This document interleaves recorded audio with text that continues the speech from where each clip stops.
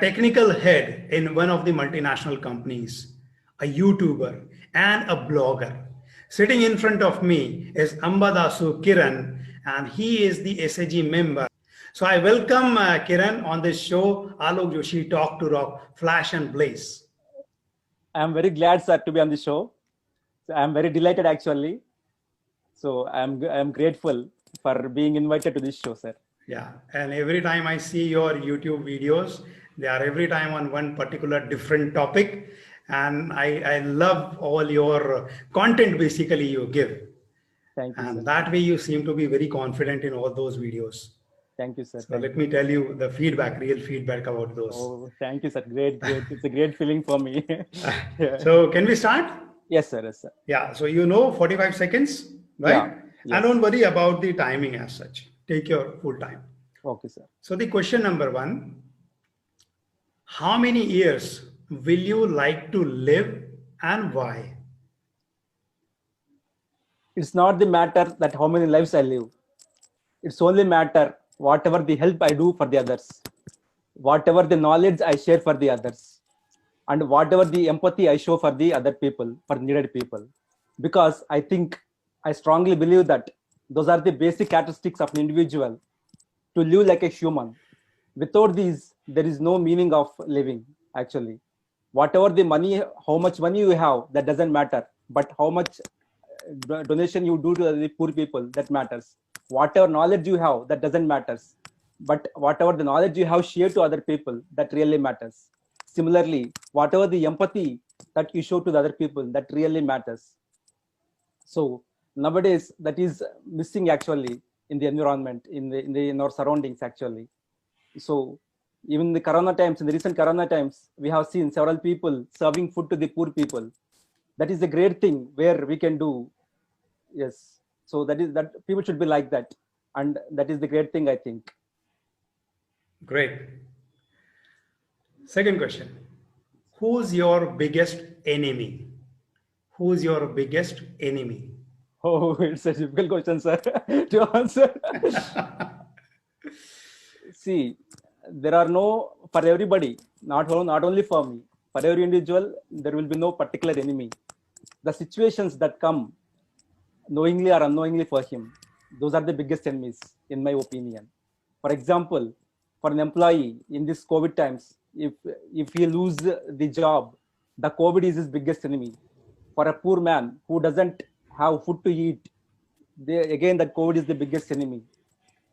Similarly, in any field, whatever the situation that does not come towards them, that is the enemy at that point in time for them.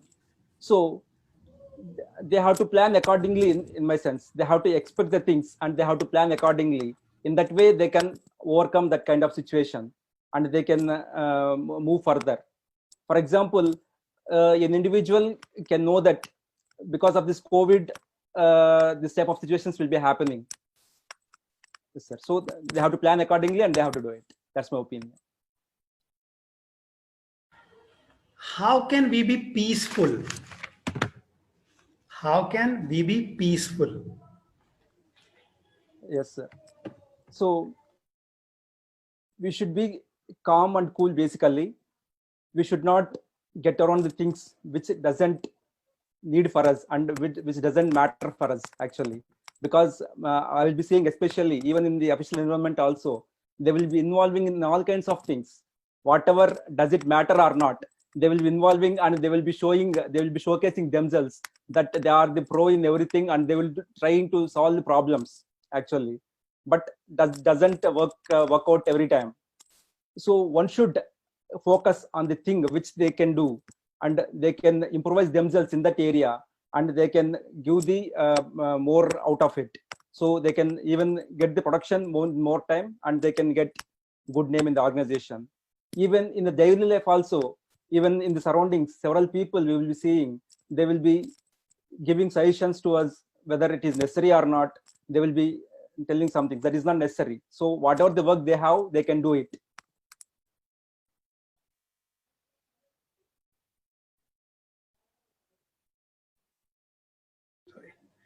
Why should we become public speaker?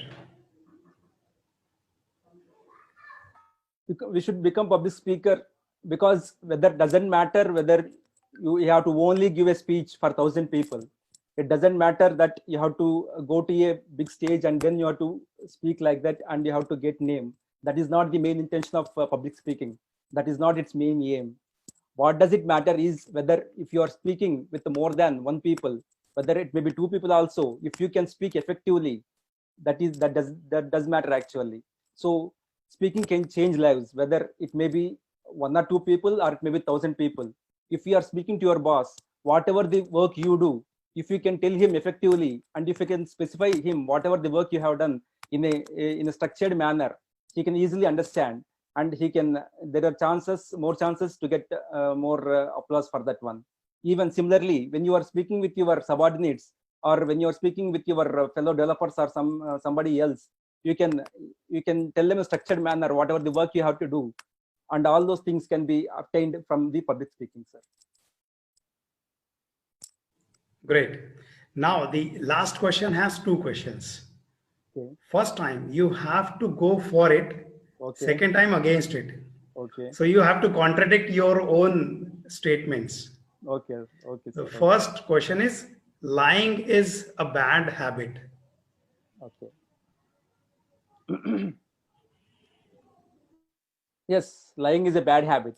I absolutely agree with that, because it should be the basic quality of every individual to not lie things. Because even in our mythology, we have seen such Harishchandra, such kind of people. From that we have to learn how to tell things without lying. Even in that stage, also he has never tell lies to other people. So one should be in that way, and they have to only speak truth, even though when situation doesn't favor to them, they does not think that it is getting something bad for them. But still they have to maintain that truth. They have to only tell the truth all the time. That is the thing actually.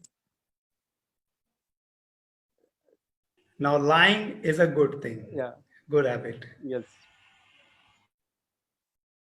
I do not know whoever told that lying is a bad thing, but in this modern world, how is it possible to live without telling lies? How is it possible to go further in life without telling lies? Take for example, in the office, for your boss, if you tell the truth. For example, my bike tire has got punctured, my car tire has got punctured, that's why I came late. He doesn't listen to that, because he thinks that is a silly reason. Even though you tell it correct, he thinks that is silly reason. Even for your spouse also, even if you go to a party and you have a drink and come, if you have to tell a lie there itself, otherwise she won't accept it. So in the modern conditions, you can't live without telling lies. It is inevitable that we have to tell only truths, but we have to tell lies only, otherwise we cannot survive in life. And we will for that one we have to repent ourselves.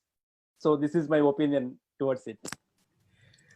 Don't tell it to your wife. I never I attempted this impromptu. I attended this impromptu. For impromptu at all, I never drink, sir. I never drink at all. No, that's okay. But as soon as when it comes to wives, don't tell it to your wife. Yes, yes. So great, Kiran. I have to tell something. I have told it. Yeah. So don't worry. Don't show this video to your wife. So absolutely, you have done a great job. Each and every impromptu coming to you, you handled it very well.